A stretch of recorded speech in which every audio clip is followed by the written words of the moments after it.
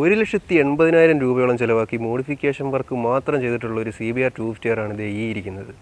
ഇത്രയും പൈസ മുടക്കി ഇതിനു വേണ്ടി എന്ത് വർക്കാണ് ഇത് ചെയ്തിട്ടുള്ളത് എന്ന് നിങ്ങൾ പലർക്കും തോന്നിയിട്ടുണ്ടാവും. ഡീറ്റെയിൽ ആയിട്ട് തന്നെ പറഞ്ഞുതരാം.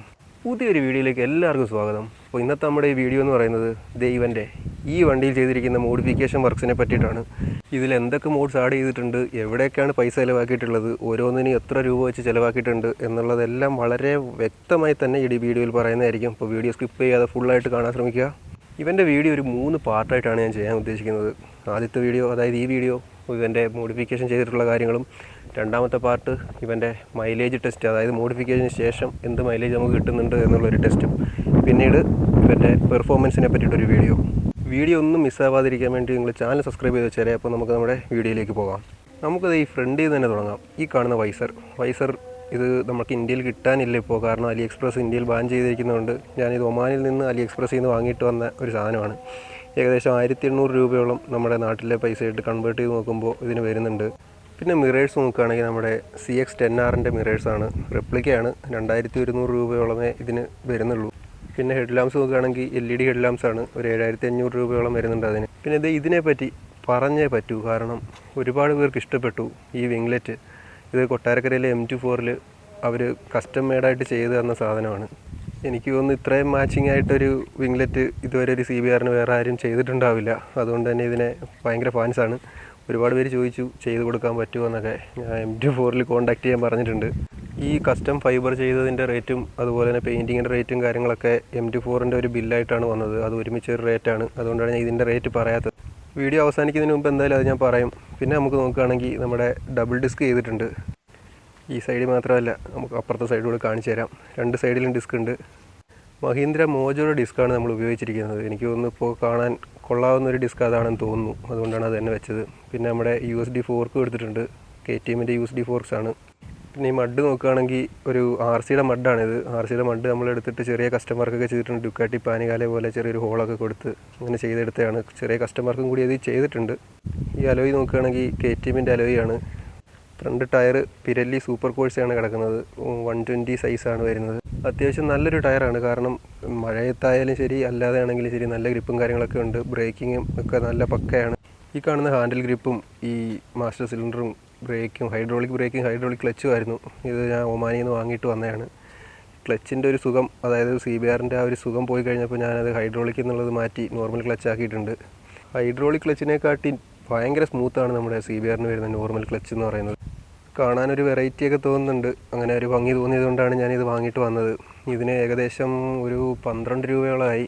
ഈ ഹാൻഡിൽ ഗ്രിപ്പും ഇതെല്ലാം ഗോൾഡൻ തീമിൽ ഞാൻ വാങ്ങിയിട്ട് വന്നതാണ്. ഒരു CBR-ന് ബാഡിങ്ങൊക്കെ കൊടുത്തിട്ടുണ്ട്. അതുപോലെ തന്നെ ഈ ലോഗോയും ഞാൻ ഒമാനിൽ നിന്ന് വാങ്ങിയിട്ട് വന്നതാണ്. ഈ ടാങ്ക് പാഡ് എല്ലാം ലോഗോയ്ക്ക് 2 സൈഡിലും കൂടെ ഒരു 600 രൂപയും ടാങ്ക് പാഡ് ഒരു 1000 രൂപയോളം ആയിട്ടുണ്ട്. ഈ അപ്പർ പ്ലേറ്റും ഹാൻഡിൽ ബാറും എല്ലാം നമ്മുടെ KTM-ൻ്റെ തന്നെയാണ്. പിന്നെ സീറ്റ് കസ്റ്റമാണ്, കസ്റ്റം കവർ ചെയ്തിട്ടുണ്ട്. അതുപോലെ തന്നെ റിയർ സീറ്റ് നോക്കിക്കഴിഞ്ഞാൽ നമ്മുടെ അപ്രീലിയ RS V4-ൻ്റെ ഒരു ലുക്ക് കിട്ടുന്ന രീതിയിൽ ചെയ്തെടുത്തിട്ടുള്ളതാണ്. ഈ സീറ്റ് കവളും റിയർ സെറ്റും ഫുള്ള് കംപ്ലീറ്റ് ആയിട്ട് കസ്റ്റം ചെയ്ത് തന്നിട്ടുള്ളതാണ് കൊട്ടാരക്കര M24-ൽ നിന്ന്. ഞാൻ ഈ ഷോപ്പിൻ്റെ പേര് ഇടയ്ക്കിടയ്ക്ക് പറയുന്നത് അവർ ഒരുപാട് വർക്ക് ഇത് ചെയ്തിട്ടുണ്ട്. അതുകൊണ്ടാണ് കാര്യം ഇത്രയും ഫിനിഷ് ചെയ്ത് എനിക്കിത് തന്നത്. ഒരുപാട് നന്ദിയുണ്ട്. അത് ഞാൻ പറഞ്ഞില്ലെങ്കിൽ വളരെ മോശമായിപ്പോകും. ഇത് കണ്ട ഒരു ഹാൻഡ് മെയ്ഡ് സാധനമാണെന്ന് തോന്നുമോ? അങ്ങനെ തോന്നാത്ത രീതിയിലാണ് സത്യം പറഞ്ഞാൽ എനിക്ക് അവരത് ഫിനിഷ് ചെയ്ത് തന്നത്. ഇതിൽ ചെയ്തിട്ടുള്ള ഫൈബർ പാർട്സൊക്കെ വളരെ നല്ല നീറ്റായിട്ട് തന്നെ നല്ല ക്വാളിറ്റിയോടുകൂടി നല്ല ഉറപ്പുണ്ട്. നല്ല കട്ടിയോടെയാണ് എല്ലാം ചെയ്ത് തന്നിട്ടുള്ളത്. അതുപോലെ നമ്മുടെ BMW S1000RR-ൻ്റെ ടെയിൽ ലാമ്പാണ് നമ്മളിതിൽ ആഡ് ചെയ്തിട്ടുള്ളത്. ടെയിൽ ലാമ്പ് മാത്രം ഏകദേശം ഒരു 6000 രൂപയോളം വരുന്നുണ്ട്. എക്സോസ്റ്റ് നോക്കുകയാണെങ്കിൽ മോജോടെയാണ്.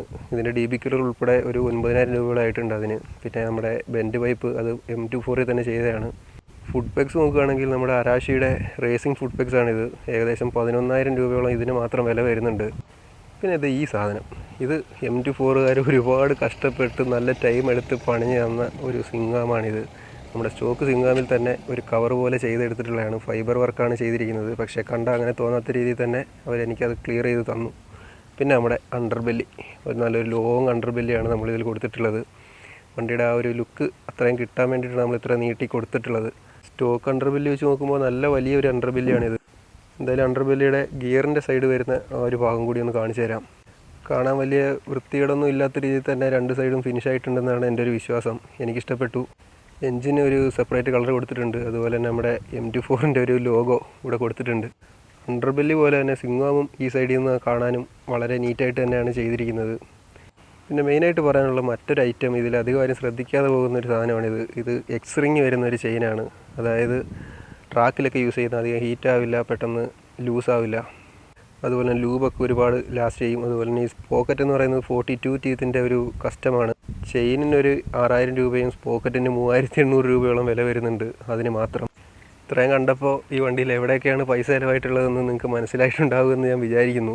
പിന്നെ പറയാനുള്ള മറ്റൊരു കാര്യം, M24ൽ ഇതിനു വേണ്ടി ആയ ഒരു എമൗണ്ടിൻ്റെ കാര്യമാണ്. അതായത് ഈ വിംഗ്ലെറ്റ് ചെയ്തത്, അണ്ടർബെല്ലി, ടെയിൽ സെക്ഷൻ ഫുള്ള് ചെയ്തത്, ആ സീറ്റ് കൗൾ ചെയ്തത്, ഫ്രണ്ട് മഡ് ചെയ്തത്, ഈ ഡബിൾ ഡിസ്ക് ചെയ്തതും ഡബിൾ കാലിബറും കാര്യങ്ങളൊക്കെ ചെയ്തതും എല്ലാം കൂടെ ചേർത്തിട്ട് പെയിൻറ്റും ഫുൾ പെയിൻറ്റും ഉണ്ടായിരുന്നു. മൊത്തത്തിലായത് ഒരു 1,50,000 രൂപയാണ്. അതുകൂടാതെ ഞാൻ പുറത്തുനിന്ന് അല്ലാതെ കുറച്ച് പാർട്സ് വാങ്ങി കൊടുത്തിരുന്നു. അതായത് KTMൻ്റെ USB forks, upper plate, handle bars, അതുപോലെ നമ്മുടെ KTMൻ്റെ ഫ്രണ്ട് അലോയ്. ഇതിൻ്റെ ഒന്നും റേറ്റ് ഞാൻ നേരത്തെ പറഞ്ഞിട്ടുണ്ടായിരുന്നില്ല. ഇതെല്ലാം കൂടി ചേർത്തിട്ട് ഒരു 22,000 രൂപകളായിട്ടുണ്ട്. ഇനി നേരെ മൈലേജ് ടെസ്റ്റിലേക്കാണ് പോകുന്നത്. വീഡിയോസ് ഒന്നും മിസ്സാവാതിരിക്കാൻ വേണ്ടി നമ്മുടെ ചാനൽ സബ്സ്ക്രൈബ് ചെയ്ത് വെച്ചാൽ